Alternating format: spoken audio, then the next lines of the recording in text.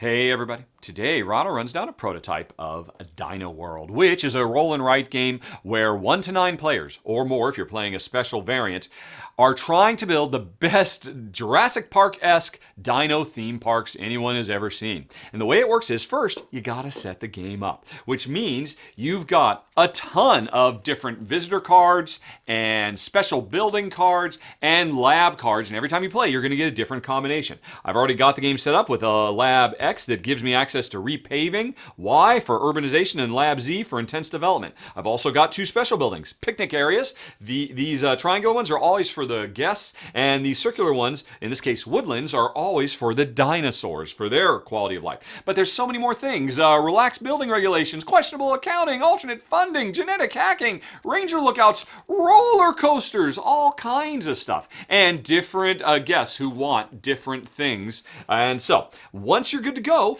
every round, we roll 3 dice, and everybody has access to the same 3. So we got a 3, a 5, and a 5. Now, I can use these to build up to 1 dinosaur pen, 1 special building, and as many paths as I can pay for with pips off these dice. Also, I can do as many research actions as I want. I can activate these labs, although there's a finite number. Lab X, the repaving, can be done 3 times, Lab Y 2 times, and Lab Z 1 time. And then also, for free, not using a die, I can do 1 security action as well. So what am I going to do? Well, a big part of that is determined by what the visitors want to see. And this is interesting. When you set the game up, you've got 3 visitors to your left, 3 visitors to your right. And if you were to imagine my player to the left over here, I'm competing with that player to complete these. I'm competing with that player to complete these. If they do this before I do, make 2 compy pins, compies, before I do, they will score the 4 points, and then it is denied me. So, I'm racing after these as fast as I can, but I can't do them all. And so what do I want to do? Well, this 4-pointer is if I have 2 or more special buildings touching each other, I can get 4 points. So, do I race and try to do that? Remember, I can only build 1 special building per turn. But Lab Y gives me access to urbanization, which means I could build 2 special buildings. And if I build them both and they're adjacent to each other, then boom, I will have completed this and gotten the 4 points. And hopefully I do it before the player to the right. Now, of course, if you're playing a 2-player game, then you are competing with the same player for all 6 of these. So, but if I don't want to chase after that, I could just build 2 compy pins really, really quickly. Compies need a 2, a 3, and a 4. I've got a 3 and 2, 5. So this round I could build 1 compy, and then next turn, provided there's another 2, 3, or 4, I could build the other one. But my opponent would be able to see that coming and might want to race me. I'm going to go for those special buildings. Now, the special buildings, you need a 1, 2, or 3 for the tourist one, and a 4, 5, 6 for the dinosaur one. I've got 2 5s. So that means in this game, I could build 2 woodlands right now if I use my urbanization. Lab Y. I'm going to do it. Now, I can only ever do this 1 more time, but I am going to use these 2 5s to build 2 woodlands. Now, it says right here, they always have special rules. The first one can go anywhere. The second one has to be adjacent. So once I start a woodland, they have to expand out from that. And I don't want to put them right next to this lake because if I ever build any picnic areas, they're worth more points for being directly adjacent to the lake. So I want to put some woodlands out. And the important thing is, if woodlands, if I have 3 or more woodland squares contiguous, any herbivore dinosaurs next to it will score double victory points. So if I'm going to start doing that, I need to be thinking about what types of dinosaurs will I put next to this woodland. All right. Well, I'm going to do it. I'm going to build 2. And for starters, let's just go on ahead and put them here and here. Right. So remember, normally I'd only be able to do 1, but I've used this 5 and this 5 to build 2.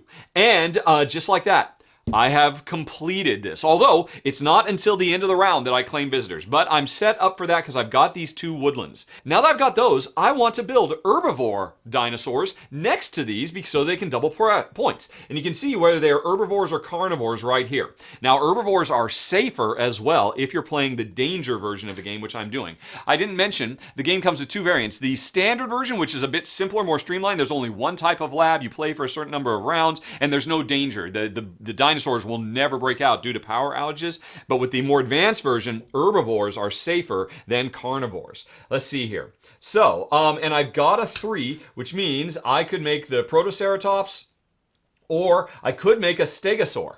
Let's make a stegosaur. I'm going to use this last 3 to make a stegosaur, which is normally worth 4 points, but since it'll be next to these woodlands, after I make the woodlands bigger, it'll be worth 8 points instead. So how do I make them? Well, there's a reminder that this stegosaur needs to have a road connecting to it like all the pens do, and it needs to have 1 power from a power generator. So let's go on ahead, and I've already got this road right here. Let's start building it. Now, it also says it needs to be 5 spaces big. So if I make it 1, 2, 3, 4, 5. I could just make it one long thing, but I can make these snake around all kinds of ways if I want to. I will just make a straight line just to keep it simple. So here's my stegosaur pen. 1, 2, 3, 4, 5. All right, now I got to mark this with an S for stegosaur. Although if I want, there's little suggestions about how you could draw little cute dinosaurs, but I'm not going to do that right now because I can't erase because I got a pen here. So there's my stegosaur pen, and it's going to be worth more points. Now remember, it had to be touching a road, which it is, but it also needs power. In addition to building a pen, which requires a die, for free, you can build generators, as many as you want, but they have to go next to the pen you just built. Now, I need at least 1, but the thing is, a given generator can provide power up to 4 times. So wherever I put this thing, I want to put it in such a way that I'll be able to build more pens next to it. So like if I put it in this corner, then I'd only ever be able to put a dinosaur pen here. This one would only support this and this. Whereas if I put it here, it could support this and say 1 over here and 1 over here. So what the heck, let's put it right there. I'm going to build a little generator. And you just do this little lightning bolt. And I've built 1 of the 8 generators I am allowed to build. And now I put a little line here to indicate it is providing 1 power to the stegosaur pen, which is what the stegosaur needs. I've still got 3 more that can come out of here that can go in different directions or whatnot. So this thing can provide more power later on. So I have used all 3 dice. Very complex. This is an incredibly deep and crunchy roll and write, more so than any other one I've seen on the market. But anyway. So I'm done with that, and meanwhile, while I was doing all that, my opponent was doing something else as well. And now, because I added 1 herbivore, my threat has increased by 1. And I should say, as part of setup, by default, everybody's supposed to start with 2 threat for a standard game. You can have an easier game with less threat or a harder game with more threat. So everybody, if you're playing standard, starts with 2 threat. I've just increased my threat to 3.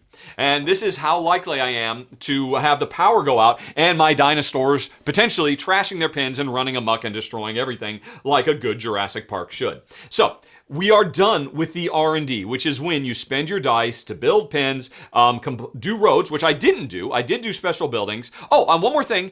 Once on my turn for free, without spending a die, I can do security. But the more times I build up security, the fewer points I get. I will go on ahead and take 1 because the first 2 don't lose me any points. So I've done that. I've even used some research. Now we go to the power outage. After everybody else is done, we roll a die, and it's a 4.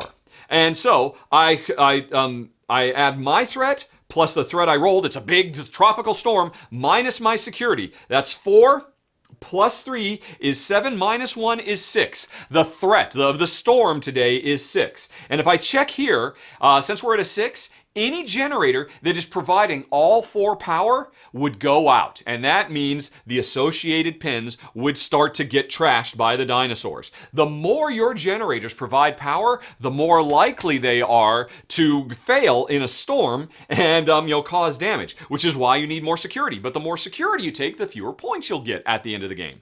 All right, so anyway, that's the power phase. And now we go on to claim visitor. Everybody checks whether they and their neighbors were able to grab stuff. I did do this, so I have scored these 4 points. If I'm the only one, I take the card for myself. If both me and my neighbor did it, we just tap it to indicate we both get those 4 points at the end of the game. And that, folks, is a full round. Let's just do one more. And, obviously I finished this. Let's say my opponent didn't. But let's say... meanwhile, I can see my opponent to the right has started building compies, so I know he, on his next turn, if he gets lucky, he's going to make one. And let's see, to build a comp, you need a 2, 3, or 4. I can see he's got a 3, so I know my player to the left is going to complete this. I'm never going to score that. So I need to be thinking about, hey, if I get 5 or more power generators, if I have a path that is 15 squares long, which is very long, if I get 2 protoceratop pens that are 4 or more away from the entrance, or if I get 5 pens with unique types of dinos, that's 10 points. So maybe I've got my 1 stegosaur. I need to get 4 more types of dinos to get this 10-pointer. How would I do that with a 3, a 5, and a 6? 6. Well, a 7 or greater. So if I take this 5 and this 3, that's an 8. That lets me do a T-Rex pen, which, by the way, requires 3 total power and takes up 6 spaces. Let's do that. Let's get my second type. I'm going for this big 10-pointer. I need 5 types of dinos. I'm going to make a T-Rex, and I want to use the same power generator. I don't want to have to keep building them if possible. Wait, no, I do, because I want 5 or more power generators. As soon as I do that, the better. So do I go for that? But by the same token, I want to be efficient with my power generators. So like what I want to do is my T-Rex. Okay, so I'm going to build it. It has to be 6 big. And if I go like this, 1, 2, 3, 4, 5, 6, here's where I put my T-Rex. All right, and it's connected to a road, so I didn't have to build any roads. It's happy. It needs 3 power. 1, 2, 3. Now, this generator is completely tapped out. It cannot provide any more juice, and it is much more likely to fail. Now, of course, once per round, I can take some security. I'm going to need it, and because I took a carnivore, 1, 2. Oh, the threat is up huge. So that's how I use 2. I've got this 6. I can do one more thing. Do I start making some roads? Because you cannot make more pens without roads. And remember, there's an objective for 15 squares worth of roads. And there's also objective for having Protoceratopses 4 away from entrances. So let's say I take this 6. That means I've got 6 pips. If I took this 6 plus 3, I'd have 9 pips to spend on roads. Roads cost 1 per a straight, 1 per a corner, 2 for a 3-way, and 3 for a 4-way, and a special 4 pips to convert another one into a 4-way intersection. Let's start making some roads so I can get my Protoceratopses far away. Right, so maybe I would go. See, I've got 6, right? So, plus my picnic areas that I want next to the bridge, they need them as well. So let's say I spend 1, 2 pips, and now that means in the future I could build picnic area here. Actually, let's say 1, 2, let's see, that was 1, and let's say this is a 3-way intersection, so that's 2. So this is 1, 2, 3. I'm also going to want, let's see, yeah, because I'm going to want to have some more pens up here as well. The roads are going to have to come up to get that. So let's go 1, 2, 3, 4, right? And let's see, 5, and let's make this one more expensive. 6. All right, so there's my 6. So I'm starting to build up the network. Now I can build more herbivore pens over there for that. I can start building my picnics, and I'm starting to build the roads. I need to build down here to take my Protoceratops far away from the entrances so I can score that one as well. Now, we're going to face the danger once more. Let's see what the storms have in mind. 6! Oh my gosh. 6 minus 2 is 4, plus 5 is 9. So, all of my power, but anything was going to make this go down. So this thing is temporarily gone offline. Whenever a power plant goes offline, you start taking damage to the pens. And that's not good. So, because this Stegosaur was drawing 1 power, because this went down, the Stegosaur pen takes 1 damage. If it gets all damage done, I will have lost this scoring opportunity. So that's kind of scary. Meanwhile, this T-Rex pen was drawing 3 power from the one that went down. So 1, 2, 3. Another hit like that, and my T-Rex is going to disappear. I need to get some more security. I've pushed this generator too far. A very risky strategy. Kind of scary.